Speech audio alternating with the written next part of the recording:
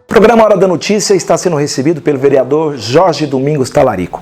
Ele também vai se manifestar sobre o projeto de número 33, onde algumas famílias guairenses ficaram mais uma vez no sonho da casa própria. Acompanhe o programa, curta e compartilhe. Nós continuamos com as entrevistas, falando com os nobres vereadores sobre o posicionamento individual de cada vereador sobre o projeto número 33. Projeto esse que estaria beneficiando famílias guairenses na nossa cidade. Hoje, o nosso entrevistado, Jorge Domingos Talarico. Então, histórico na política guairense, já foi vereador por outras legislaturas, chefe de gabinete, filho de prefeito, conhece porque o saudoso Dr. Fábio foi aquele que deu o pontapé inicial na construção de habitação em Guaíra.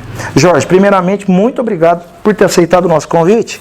E a intenção é uma única, a verdade, porque a gente acredita que a família guairense perdeu essas casas. Eu que agradeço, Marcelo, por essa oportunidade, a gente está sempre batendo esse papo. E realmente, quando se fala em casas, né, construção de casas populares, e qualquer que seja a modalidade dessas casas populares, seja pelo CDHU ou agora nas últimas 302 casas que não foi aprovado pela Câmara, infelizmente, que seria outra modalidade, ou seja, a soma das duas seria mais de 500 casas para o guairense.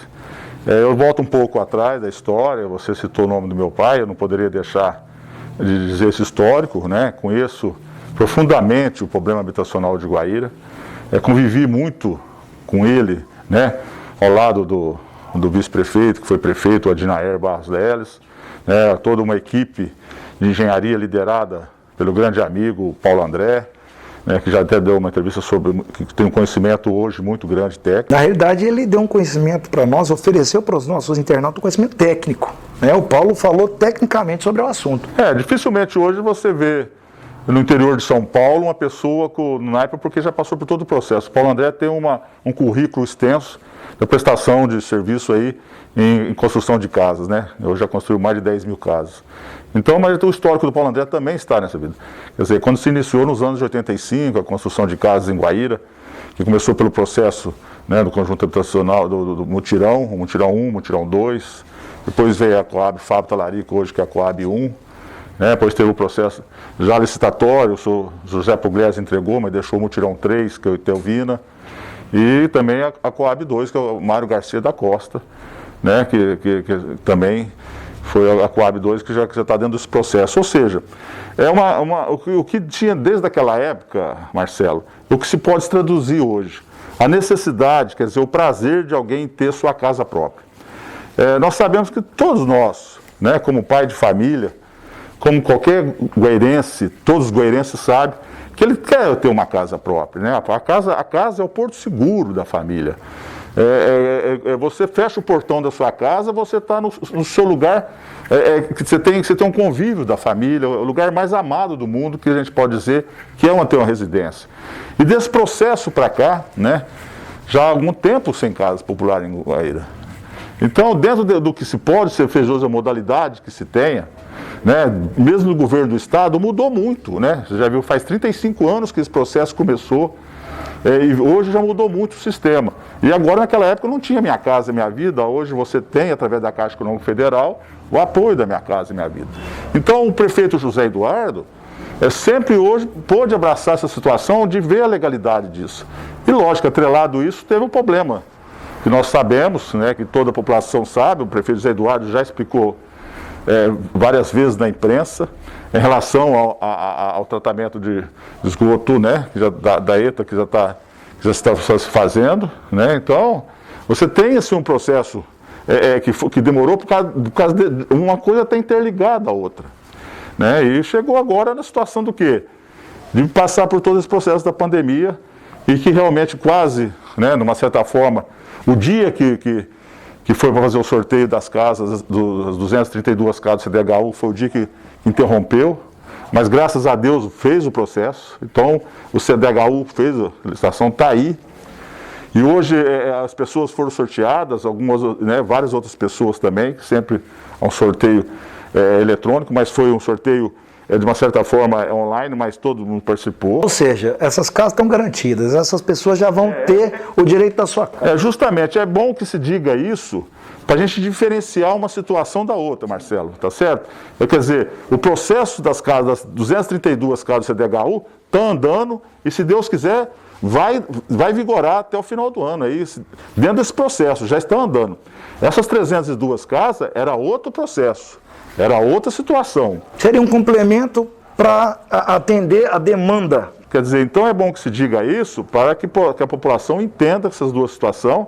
Quer dizer, o outro processo das 302 casas é um terreno, que é o terreno onde está lá o complexo do Vicente Lacativa. E então o que acontece? Hoje, trazendo a possibilidade, já que tem uma área, a prefeitura tem uma área, e legalmente poderia fazer, e pode fazer, porque isso acontece em todo o estado, em todo o país, essa forma de parceria, numa certa forma de parceria, dizendo o seguinte, em termos de licitação do terreno da prefeitura com uma empresa particular, e que isso também ia favorecer, porque de certa forma ia pegar um terreno bruto, né? A empresa, dentro do processo que foi encaminhado para a Câmara, nenhum vereador no dia da sessão pode alegar ignorância.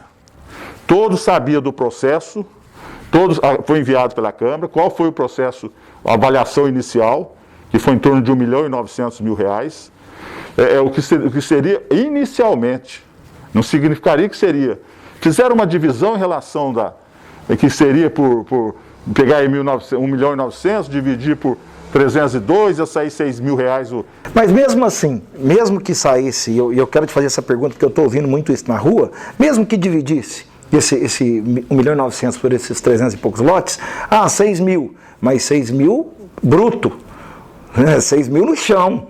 Ali a empresa teria que entregar uma casa, pavimentação, esgoto, quer dizer, tem todo um investimento nisso aí, a pessoa não ia comprar um lote, né? Ia comprar a casa. Lógico, então eu estou explicando isso para que a população, através da sua entrevista, Marcelo, possa esclarecer, para a gente entender, porque fica... E eu sempre, como vereador, sempre atuei nessa situação, nessa linha, de ser claro, de ser transparente, de falar as coisas certas. Eu não preciso viver de ficar nas redes sociais falando coisa que não é verdadeira.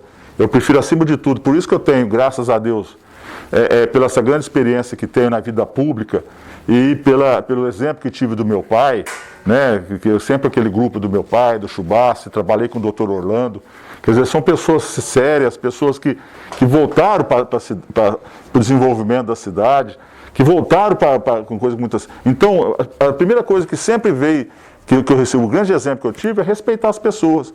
Eu respeito o goirense, eu sempre digo, Marcelo, não é porque estou vereador, que eu tenho a prerrogativa melhor do que ninguém. Não, eu estou num cargo que é democraticamente eleito, né, graças a Deus pela democracia, de representar a população. E não só pelos votos que eu tenho, eu represento toda a cidade. Então eu sempre joguei de uma certa forma muito clara. Por isso que nós estamos explicando aqui para você, através da sua entrevista, como foi todo esse processo. Sim. Justamente é isso, para a população entender a clareza que foi feito pelo prefeito Zé Eduardo, que está do processo, e o que seria importante. O prefeito Zé Eduardo não estaria leiloando, como se cogitaram, de leiloar um próprio público. Pelo contrário, está fazendo uma coisa legal, aprovado pela Grapuab, pelos órgãos competentes. Quer dizer, isso daí ia se tornar praticamente um fundo, porque inicialmente ia sair num valor de R$1.900.000, que poderia aumentar, e conversa muito com o prefeito José Eduardo, a sua intenção, uma intenção louvada, que é uma intenção de se formar um fundo habitacional, com esse valor ele já adquirir outro terreno, para se fazer, para continuar. Esse fundo, nós íamos até propor isso na Câmara, para que esse fundo, o prefeito José Eduardo, utilizasse esse dinheiro para que possa comprar outro terreno para continuar o mesmo processo. Então foi muito transparente, legalmente. Acho que o momento que os vereadores, que os 4 vereadores negaram o processo, que nós precisaríamos de 8 votos, teve só 7 votos para passar. E isso daí não pode ser porque é um ano político utilizar isso. Eu ia até te perguntar isso, né? Alguns vereadores devem ter soltado nas redes sociais que seria um projeto eleitoreiro, politiqueiro, por estar num ano de eleição. Como é que você vê isso? as pessoas têm que entender que o prefeito José Eduardo, como prefeito, e nós, como vereador, nós temos um mandato até 31 de dezembro de 2020, constitucionalmente, né, constituído, legalmente. Então nós temos que trabalhar até nos últimos dias. Então só porque está no processo, no ano eleitoral, eu não posso, o prefeito José Eduardo não pode propor nada de melhor para a cidade. O prefeito José Eduardo não pode propor numa situação que aquele momento, é na hora certa, no dia certo. Por quê? Porque ele estava pronto já, a lagoa do tratamento de esgoto está quase pronta, terminando. Você tem legalmente a área. Você tem como poder estar licitando, já tudo legalizado nos órgãos competentes. Então é o momento certo que ele tinha para fazer isso. Agora, nós estamos num processo, num ano eleitoral, que ainda não está, pela pandemia, nós não estamos no período eleitoral praticamente, mas ele tem que fazer esse momento. Quer dizer, é um momento único e o momento tinha que ser agora. Agora, não pode querer aproveitar de uma situação, porque eu acho que o vereador que deixar de votar, como aconteceu, né, no caso de votar contra a construção de casas na cidade, eu acho que é deixar de pensar na família guairense. Em qualquer aspecto. E tem certa situação, Marcelo, que eu como vereador, como cidadão guairense, como pai de família, eu acho que tem situações que você não pode fazer política, ou ser contra a situação. Ou seja, saúde, educação, moradia, segurança, isso nós, como legisladores, e pensando nas necessidades da população, nós temos que estar sempre preparados para que a gente possa trabalhar em benefício desses tópicos da população. Então, independente se é ano eleitoral, se não é ano eleitoral, nós estamos lá, é para isso, é para trabalhar para a população. Você está entendendo? Eu votaria. Quando eu fui vereador a primeira vez, ao lado do Paulo André, de outros amigos, e nós éramos a oposição ao nosso, que se tornou o meu grande amigo, que foi o senhor José Pugliese Menininho, né? Que, graças a Deus, tivemos boas amizades, tivemos ainda condições de ter conversado muito durante já quase no final da sua vida. Mas assim, eu tive a grande oportunidade de poder falar com ele, e nós, naquela época, que tinha uma Câmara extremamente ativa, né? Que tinha, por outro lado, tinha, por exemplo, pessoas importantes, que foi um grande amigo também, como o saudoso Dr. Luiz Afonso Pianelli, que liderava, né, que estava sempre junto, a gente tinha um diálogo. Nós nunca prejudicamos a administração do senhor José Pugliese, do senhor Menininho, porque nós éramos oposição. Você pode ter ponto de vista, mas nunca chegar de votar um projeto, de negar um projeto, ainda mais quando se fala em casa popular, só porque eu sou oposição ou só porque é ano eleitoral. Aí você está deixando de votar em benefício da população da cidade. Que sentimento que você saiu naquele dia, pós essa derrota? Sentimento de frustração, não tem a menor dúvida disso. Porque nós ficamos extremamente debatidos, eu também usei da palavra para tentar explicar da situação. Quer dizer, há momentos que não tem como você... nós poderíamos... teve a sugestão de vereador para tentar prorrogar mas é aquele momento por causa da forma da documentação, do momento de se aprovar, para dar andamento mais rápido possível. E foi claro, está lá o processo. O que eu estou ouvindo de todos os vereadores, da maioria pelo menos, Jorge, é que o projeto não era tão grande assim para pedir aí, né, uma prorrogação para 20 dias. Você entende dessa forma também? Não, lógico, não tem uma situação, né? Porque o projeto está ali. E as coordenadas do projeto estavam ter colocado, né? O presidente José Reinaldo deixou muito transparente na maneira de colocar o projeto. O projeto chegou, ele já colocou o projeto, já distribuiu o projeto para os vereadores, quer dizer, já deixou, mesmo na rede social, que nós temos o grupo da Câmara Municipal, dos vereadores, já foi colocado, chegou o projeto, ele mesmo, né, se manifestou como presidente, o vereador José Reinaldo, quer dizer, de uma certa forma, muito transparente da maneira que foi. Quer dizer, a gente estava lá para você votar. Quer dizer, a partir do princípio, que era uma questão de você ter... Outro detalhe, você tem uma licitação que ia fazer dessas 302 casas, que a empresa... Marcelo, toda empresa ela tem que ter um acervo para participar. Não é qualquer empresa. Acervo significa ela tem exigências dentro da Lei 8666, que é a lei de licitação, e ela tem que ter todo o know-how para a construção de casas. E não é qualquer empresa no estado e no Brasil. Isso aí eu aprendi muito, volto a falar do Paulo André, porque eu sei como é que funciona todo esse processo. Algumas vezes que eu converso com ele, eu tenho participado, são poucas empresas que têm a condições de participar de uma licitação dentro das exigências legais, documentais que precisam ser apresentadas. Então isso também era uma segurança muito grande, com o processo da transparência, da maneira que seja.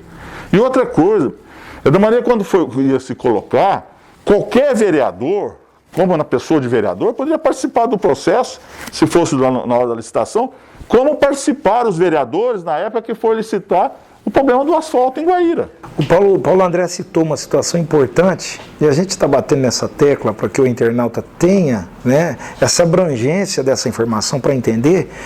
Pela prefeitura já tem o terreno. Porque o Paulo André disse, Marcelo, hoje em dia é muito difícil você comprar um lote, né, para estar fazendo casa popular. Né? A prefeitura já tem, então o processo estava bem prático. Aí dentro da cidade praticamente. Então isso facilitaria muito, né, Jorge? Muito, facilitaria, porque a grande dificuldade, hoje você vê Guaíra, por graças a Deus ser um polo de agronegócio muito forte, graças a Deus nós estamos falando isso, porque realmente é isso que segura o país, é o que segura o nosso município. Né? Hoje você tem atividades agrícolas de todas as espécies, né? Desde cana-de-açúcar, a irrigação, que é o que segura o nosso município, é o que gera emprego e renda para o nosso município. Né? Então isso tudo, hoje a valorização de terras, de lotes em volta da cidade, é muito valorizado. Talvez fica numa situação, talvez inviável. Na realidade é caro. Né? É caro. A palavra é essa, é caro, é verdade, é por isso. Fica talvez inviável uma empresa comprar um terreno, porque ela sabe, porque hoje, dentro do valor de um salário e meio do 1,5 aí do Minha Casa e Minha Vida, que é em torno de R$140 mil, quer dizer, que se você tem, quer dizer, é restrito. Então, o custo do terreno para a empresa, ela tem que ter um custo X, senão ela não é inviável ela construir. Então, você pega hoje, como já tem lá o terreno para a construção das 302 casas, está pronto, está legalizado, é a empresa chegar e construir. E o que é muito importante a gente dizer o seguinte, de uma certa forma, outra linha de crédito, de condições de trabalho, de construção, que é diferente do CDHU, quer dizer, CDHU quer dizer para você da forma que não ia ter um problema do sorteio como teve. A pessoa poderia ir lá negociar com a empresa, com certeza, isso daí eu trabalhei também já nessa área, há muitos anos atrás, a empresa ia fazer 1, 2 casas, que eles falam casa modelo, para as pessoas conhecer como que ia ser as casas. A hora que a pessoa ia comprar a casa, ela já estava sabendo como que essa casa ia ser. Essas empresas fazem isso, elas fazem a casa modelo e as pessoas vão comprar. Então era uma série de facilidades que infelizmente, por uma atitude política, né, acabou a cidade deixando de ter mais uma condição de habitação. Isso prejudicou uma série de pessoas. Sabemos que hoje o déficit habitacional de Guaíra é mais de 2.000 residências, né, moradias, e isso daí tem as pessoas. O que é muito importante, que dentro dessa crise, você vê como que é, Marcelo, dentro da crise da pandemia que nós estamos passando, infelizmente, não só o Guaíra, o Estado, o Brasil, o mundo inteiro, o problema do desemprego é muito grande. E nós temos aqui em Guaíra algumas empresas sólidas, né, se você pegar as usinas, se você pegar o nosso comércio, se pegar algumas empresas ligadas ao agronegócio, né, a Predileta, né, você tem o caso da Mina Mercantil, outras empresas que sempre estão gerando, estão firmes, segurando as pontas todas. Então isso daí gera toda, você vê Guaíra tem 3 usinas de açúcar e álcool no município, que geram emprego, você pega do agronegócio, nosso comércio, então você tem uma renda que é compatível para financiamento desse residencial. Você entendeu? Então, ou seja, estava tudo certo, é o momento certo, na hora certa, e não querer dizer, de uma certa forma, que foi uma forma politiqueira do prefeito Zé Eduardo, muito pelo contrário. Eu acho que aqui eu tenho que fazer um reconhecimento, eu acho que talvez é momento também, sempre que faço, da pessoa do prefeito Zé Eduardo. Quer dizer, o prefeito pegou uma situação que ele já sempre explicou, do início da sua administração, e com muita seriedade, sabe? Com muita responsabilidade. É uma herança que tem dos seus familiares, né? eu vi a entrevista da dona Edna, né, a sua mãe, do Adinaé, seu pai, quer dizer, dali da família toda, quer dizer, sempre fazendo as coisas com o pé no chão. Tem um histórico, né? Tem um histórico de família. Então o que quando fala pé no chão é respeitar. Por exemplo, o prefeito, ele é gestor do dinheiro público. O dinheiro não é dele, ele tem que saber administrar o dinheiro público. E hoje não tem como se você fazer uma coisa diferente do que isso. Então é dessa mesma maneira que o prefeito José Eduardo está fazendo com a sua própria situação familiar, ele transferiu para a prefeitura, quer dizer, ser responsável naquilo ali. Pagar as contas como pagou, organizar a situação da prefeitura, que não era pouco, e não vou entrar aqui no mérito, porque o prefeito já falou sobre isso. Mas o prefeito José Eduardo sempre colocou dessa maneira, e sempre dizendo, olha, se depender de mim, estou fazendo gestão, eu estou pensando na responsabilidade da população. E foi chegando aos pontos que isso tudo foi construindo esse processo. Esse processo é como você plantar uma árvore. O prefeito José Eduardo plantou em 1º de janeiro de 2017. Com toda a dificuldade foi plantando. Agora chegou o momento da gente colher os frutos dessa situação, desse empenho, dessa dedicação, né, dessa forma de administrar seriamente, de administrar certo essa situação, e que seria agora essas 302 casas também, fora as outras obras que estão aparecendo. Infelizmente, né, não foi aprovada e com isso se prejudicou toda a população que precisa de casa, né? Talvez tenha aquele pai de família, aquela pessoa que se casou, está morando com o pai, ou mora no fundo de casa, paga aluguel, né? A pessoa fala assim, hoje ela poderia pagar a prestação da casa, que é a casa dela. E a gente sempre fala que isso aí é muito importante na vida, né? Quando você... que se Deus me livre e guarde na falta da mãe, do pai, quita esse processo. Então isso daí é um processo que poderia, quando você fala em casa, é você pensar realmente na estrutura familiar. Sonho da casa. É o sonho da casa própria. As pessoas têm a fé muito em Deus, naquilo que possa se construir para si próprio, e um dos grandes pedidos que eu tenho certeza que se faz é sempre ter a sua casa própria. Jorge, queria agradecer a sua participação, né, explicando para os nossos internautas, para a família guairense, esse processo, né, que aconteceu desse projeto de número 33, que realmente a gente tem notado que muitas pessoas, muitas famílias ficaram frustradas pela não aprovação. Obrigado pela sua entrevista. Obrigado, Marcelo, pela sua oportunidade. A gente talvez até se empolga na maneira de falar, porque é a maneira que eu mesmo, eu sou muito de falar com o coração também, e essas coisas me abalou muito, porque eu voltando um pouco do meu pai lá atrás, por que meu pai começou com o projeto de casa? Meu pai era como pessoa, como membro de uma família de 11 irmãos, quer dizer, sempre teve uma vida muito sofrida, e isso, ele viu que a necessidade de construir casa, né? A necessidade das pessoas ter sua casa, né? A necessidade das pessoas ter onde morar. E fez casas naquela época para todo mundo. E que muitas pessoas que tiveram suas casas, nunca imaginavam em ter casa. Então foi esse processo, foi uma administração que deixou para Guaíra um marco muito, a administração Fábio Adinaé, de 1000 casas. Então isso é muito importante a gente poder dizer, quer dizer, a gente mexer com a estrutura da família. E quando se mexe com a estrutura da família, mexe com o coração da gente, eu acho que mexe com as pessoas. É por isso que eu sou muito realista de dizer aqui. Eu estou falando justamente a clareza, né? Eu não preciso dizer palavras bonitas, Marcelo, para explicar a necessidade das casas, estão aí. Eu não preciso dizer palavras bonitas para sair numa rede social. Eu quero ser sincero. Acima de tudo, eu quero respeitar a minha gente, a população, né, que sempre vou estar, como estou com o vereador, mas convivo com aquilo que eu quero para a minha família, eu quero também para a população de Guaíra.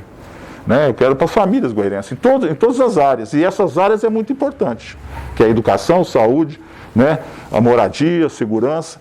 Então, isso daí nós precisamos estar de mãos dadas. E não pode misturar a política. Você não faz política com essas áreas. Você exerce a política em benefício a essa situação. E, infelizmente, foi um desserviço muito grande que prestaram.